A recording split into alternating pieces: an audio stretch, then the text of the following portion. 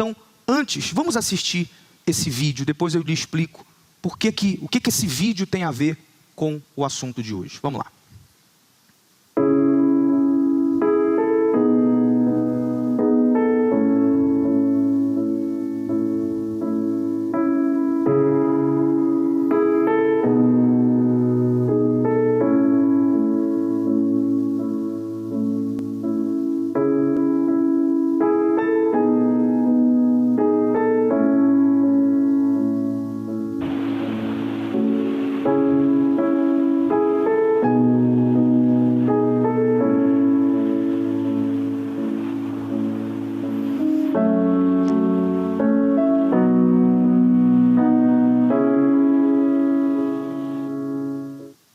Bonitinho, não é, gente?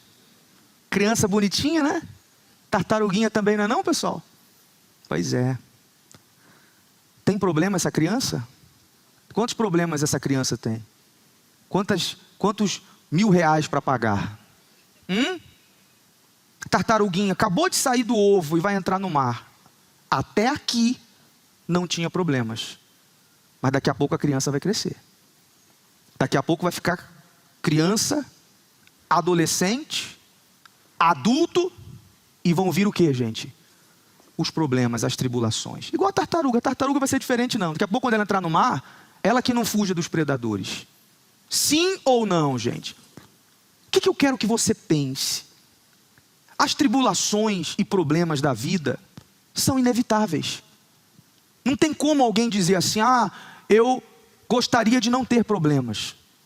Gostaria de não passar por tribulações. E isso é impossível, porque no mundo que nós vivemos não tem como, só se a pessoa morrer. E como eu digo sempre, né, tem que morrer e tem que ir para o céu.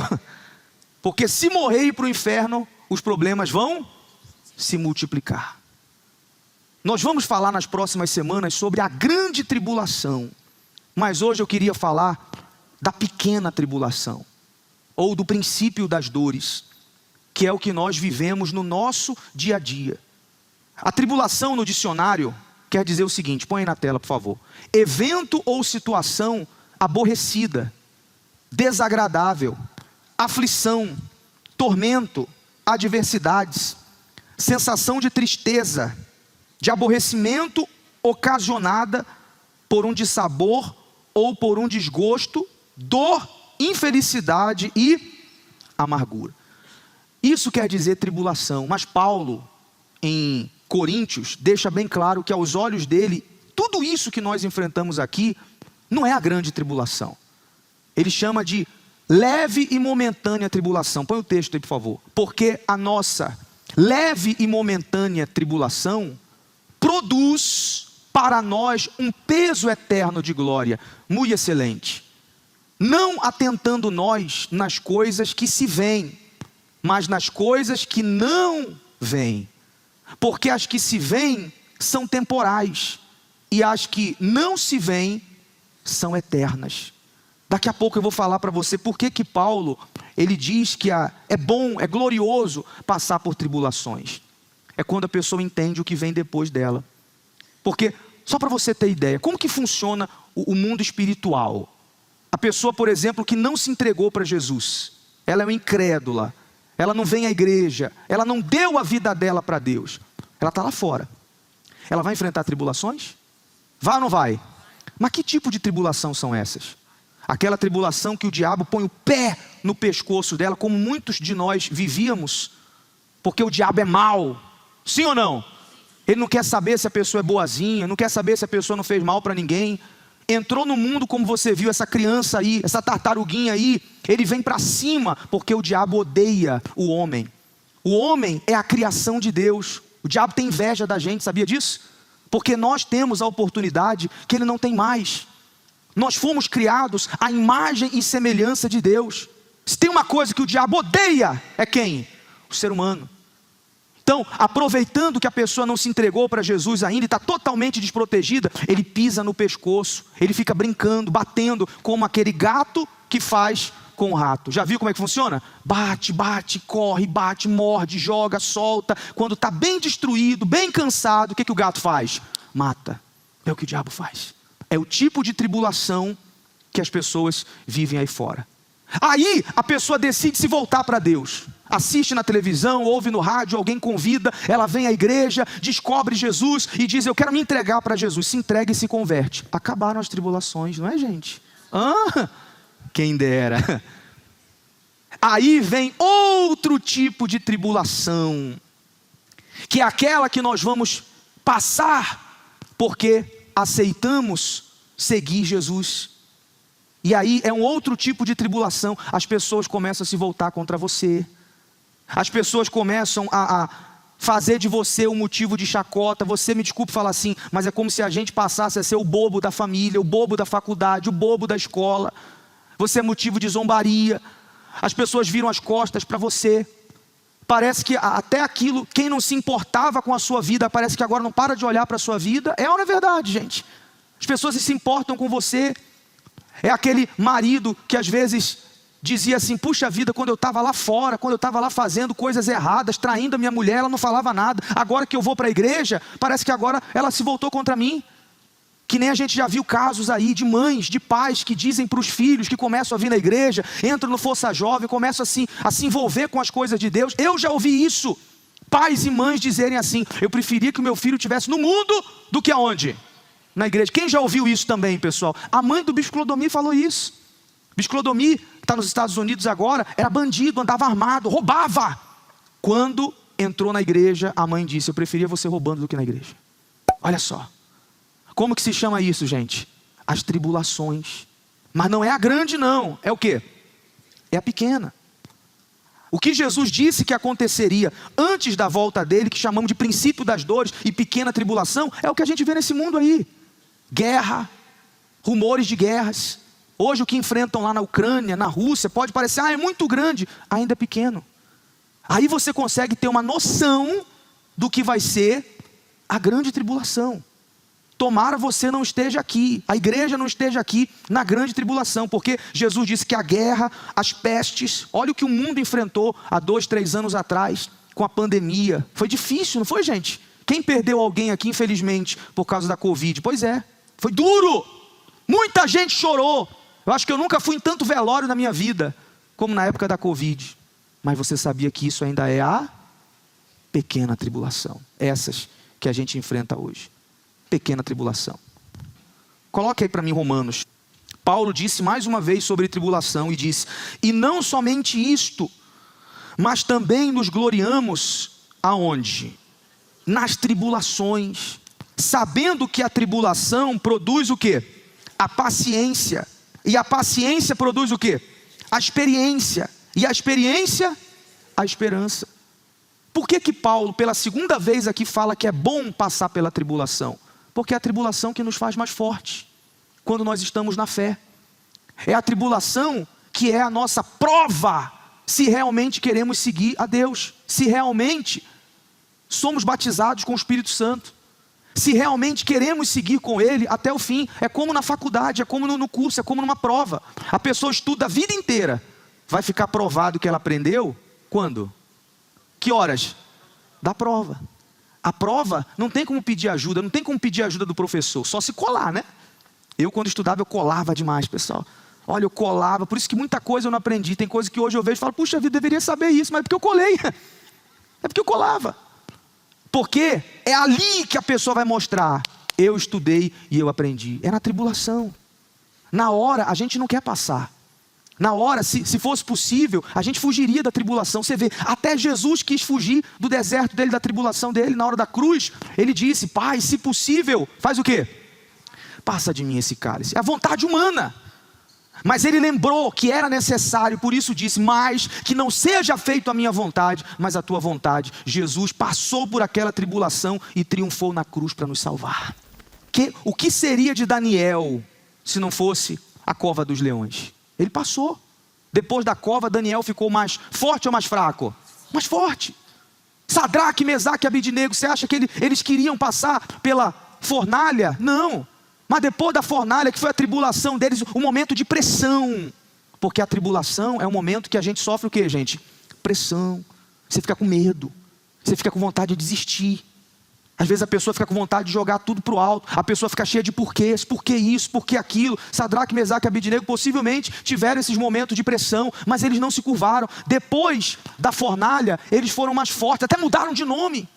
Por isso que Paulo diz que ele se gloria nas tribulações, porque sabe que depois das tribulações a pessoa é aprovada. Se hoje você está passando por tribulações, ainda que pequenas, por causa da sua fé, fica firme, porque você vai ser aprovado. Aí eu fico pensando, como, e é isso que eu queria que você pensasse, como vencer as pequenas tribulações aqui, sem o Espírito Santo? Tem como, gente? Por isso que a gente chega a ser chato mesmo, de falar para a igreja que não é opcional ter o Espírito Santo. É uma coisa que tem que estar dentro de você como alvo número 1, e quem já tem, colocar toda a força para que ele não se apague. Porque se tem uma coisa que a gente tem certeza, é que alguém sem o Espírito Santo não vai aguentar passar pelas pequenas tribulações. O que diria a grande? Não aguenta. A pessoa aguenta um tempo, aguenta 2, 3, mas mais cedo ou mais tarde ela cai na fé. Porque a tribulação vem para derrubar, ela vem para machucar, ela vem para ferir. Só com o Espírito Santo que a pessoa consegue entender, olhar como Paulo olhava. Paulo não via tribulação, ele via a glória de Deus naquela situação difícil. Amém, gente? Ele sabia, isso aqui vai me trazer esperança, isso aqui vai me trazer paciência, isso aqui vai me trazer perseverança, isso aqui vai me fazer mais forte. Quem é que olha assim? Só quem tem o Espírito Santo. Você vê, o bispo quando foi preso, a repórter foi lá perguntar para ele assim, e agora, o que vai ser do senhor? Já foi com aquele tom triste, sabe? E agora, seu Edir, o que vai ser do senhor? O bicho falou, olha, agora eu acho que vai arrebentar. Eu acho que alguém para dar um grande salto tem que se baixar, e eu estou me baixando e o salto vai ser grande, amém? Quem pensa assim, gente? Quem tem o Espírito Santo. Falei para vocês, está lá o bicho Guaraci no sul, com água até aqui.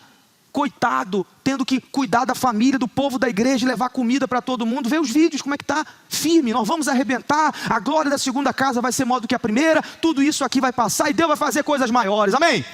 Quem age assim é quem tem o Espírito, e quem não tem, se abate. Quem não tem, começa a falar, Deus, cadê o Senhor? Cadê? Deus não existe, por que Deus está me deixando passar por isso? Foi por esse motivo que os apóstolos, quando viram que Filipe chegou em Samaria e já tinha pregado a palavra, e o Espírito Santo ainda não havia sido derramado, sabe o que eles fizeram? Mandaram Pedro e João. Vou lhe explicar por quê. Põe o texto de Atos aí na tela, por favor. Diz assim, os apóstolos, pois, estavam em Jerusalém, ouvindo que Samaria recebera a palavra de Deus, enviaram para lá Pedro e quem mais? E João, os quais, tendo descido, oraram por eles para que recebessem o Espírito Santo, porque sobre nenhum deles tinha ainda descido, mas somente eram batizados em nome do Senhor Jesus. Então lhes impuseram as mãos e receberam o Espírito Santo. Pessoal, até aqui, sabe quem dominava aquela cidade? Era um mágico chamado Simão. Já ouviu falar sobre ele, gente? Era um mágico. Então esse mágico, ele fazia as suas piruetas, as suas magias, e o povo todo via ele como alguém usado por Deus. Só que ele não era de Deus, ele era um mágico, ganhava muito dinheiro. Então quando Filipe chegou lá, Filipe pregou Jesus. As pessoas viram, peraí, Filipe faz mais do que esse mágico aí. E as pessoas foram abandonando o mágico e foram seguir a quem? A Filipe. E Filipe pregando, os milagres acontecendo, os enfermos sendo curados. Até o mágico quis seguir Filipe. Só que o que tinha acontecido até ali eram só milagres, bênçãos materiais, palpáveis. Os apóstolos viram, o Espírito Santo ainda não foi derramado. Vamos enviar Pedro e João para lá, porque se o Espírito Santo não for derramado lá, eles sabiam que toda aquela alegria, toda aquela euforia pelos milagres feitos através de Filipe iam ficar para trás. Veja se não é o que acontece em dias atuais. Vocês que vêm segunda-feira são testemunhas disso. A gente fala da vida econômica e ora, e a igreja fica eufórica. Quando a gente começa a falar do Espírito Santo, o que eu já falei para vocês que acontece às vezes? Tem gente que começa indo embora, murcham as orelhas. Por quê? Porque o ser humano não está preocupado com isso. Você vê, eles estavam felizes lá com os milagres que Filipe fazia, mas aquela felicidade ia acabar. Porque, como eu disse, a gente não está feliz todo dia não, gente. Não é todo dia que as coisas dão certo, não. Ou para você vai dizer que todo dia dá tudo certo, gente? Porque esse tapa é a mão na minha cabeça aqui então. Porque eu não sou assim, tem dia que dá tudo certo e tem dia que dá tudo o quê, gente? Errado! Tem dia que dá tudo errado, tem dia que tem tribulação. Tem dia que nem o cachorro balança o rabo pra gente quando chega em casa. Pois é. E é nesse dia de tribulação que eu vou perceber quem está aqui dentro de mim. O que faz uma pessoa hoje negar a fé, se cansar? Você já viu gente dizer assim, me cansei? Já viu gente? Estou cansado, está dando tudo errado na minha vida. Quem já viu gente assim, cansar e sair da igreja, abandonar a fé? Não tinha o Espírito Santo. Aí você vai ver o histórico dessas pessoas, às vezes foram curados, foram libertos. Ganharam o quê? Dinheiro. Estavam ali no altar fazendo o quê, gente? Dando testemunho, mas não receberam o Espírito Santo. Não receberam, ficaram para trás. Então agora, na hora da oração, nós vamos ministrar a descida do Espírito Santo em você, como eles fizeram. Se possível, vamos impor as mãos sobre você. Queira isso mais do que tudo. Queira isso mais do que qualquer coisa. Entenda, a gente não está demonizando as bênçãos não, porque se tem alguém que quer que vocês sejam abençoados, somos nós. Você vê que cada dia na igreja, a gente ora por uma área da sua vida, porque a gente quer que você seja abençoado. Não queremos mais isso do que você receba o Espírito Santo. Amém. Porque é a única garantia que eu tenho. Qual a garantia que eu, pastor Menezes, tenho que você vai na fé até o fim e você vai ser salvo? Se você receber o Espírito Santo. Enquanto você não receber, eu não tenho paz. Eu não fico tranquilo. Eu sei que amanhã, segunda, terça, quarta, você vai enfrentar uma tribulação e você pode sucumbir. Por mais que a pessoa diga, não, como eu já ouvi, eu nunca vou fazer isso, eu me entreguei para Jesus, eu já me converti, e isso, aquilo. Aquele povo lá com Filipe em Samaria também se converteram, mudaram de comportamento. Mas o principal ainda não tinha acontecido. E a gente quer que isso aconteça com você. Você sabe que tem muitos lugares que não se prega sobre o Espírito Santo. E sabe por que não prega? É até uma forma de você avaliar quem é falso ou verdadeiro. O falso profeta, pessoal, não prega sobre o Espírito Santo. Escute o que eu estou lhe falando. Sabe por quê? Porque o falso profeta não quer que você perca a dependência dele. Eu sei que se você receber o Espírito Santo, você não precisa de mais ninguém. Você não precisa de mim. Você não precisa da igreja. Você consegue caminhar com as suas próprias pernas. Você não precisa mais de ninguém. Você não precisa de guru. Você não precisa de conselheiro. Precisa de um conselho. Quem vai ser o seu conselheiro? Quem vai te dar a direção? O Espírito Santo. O falso profeta fala, eu vou pregar o Espírito Santo? Vai que a pessoa recebe, ela não vem mais na minha igreja. Ela não precisa mais dos meus conselhos. Sem vergonhice. Quem está entendendo, gente? Tudo que eu quero é que você receba o Espírito Santo. Amém? Ele vai estar dentro de você. Você vai vir à igreja sim, se precisar falar com a gente, vai falar sim. Mas a luz de Deus, o próprio Deus vai estar dentro de vocês. Amém? E aí é uma garantia de que vindo tribulação, vindo deserto, vindo luta, as coisas dando certo, as coisas dando errado, o vento sendo favorável ou o vento sendo contrário, você vai estar firme na fé, ninguém te derruba. O diabo se levanta contra você, mas se levanta só para cair, porque é o que o Espírito Santo faz. Então não coloque nada acima disso, nada. Se você diz, puxa vida, mas eu tenho minhas dúvidas, eu queria saber se eu tenho ou não o Espírito Santo, veja os frutos.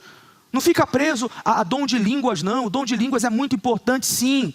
Mas às vezes a pessoa pensa, eu falo em línguas, eu tenho o Espírito Santo. Não, procure o fruto. Se tem o fruto, graças a Deus, busque o dom de línguas depois. Se não tem o fruto, então é a prova de que o Espírito Santo ainda não veio, mas vai vir sobre aqueles que creem. Pense nisso. Não fique olhando para as tribulações como problemas não. Dê glórias, glorie. Vai fazer você mais forte, principalmente se é por causa da sua fé. Se você está sendo perseguido porque começou a vir na igreja, começou a abandonar as coisas erradas, abandonou certos ambientes que você ia e que hoje você não quer ir mais porque você sabe que é errado. Seus amigos estão dizendo, puxa fulano, você está tão chato agora, você está indo na igreja, você não quer mais ir com a gente aqui e ali e começam a te perseguir. Não fique triste, dê graças a Deus, porque se você está sendo perseguido por Ele, o seu galardão está crescendo no reino dos céus. Amém? Então, pense nisso. Tribulações nessa vida sempre vão existir. Com o Espírito Santo você vence todas elas.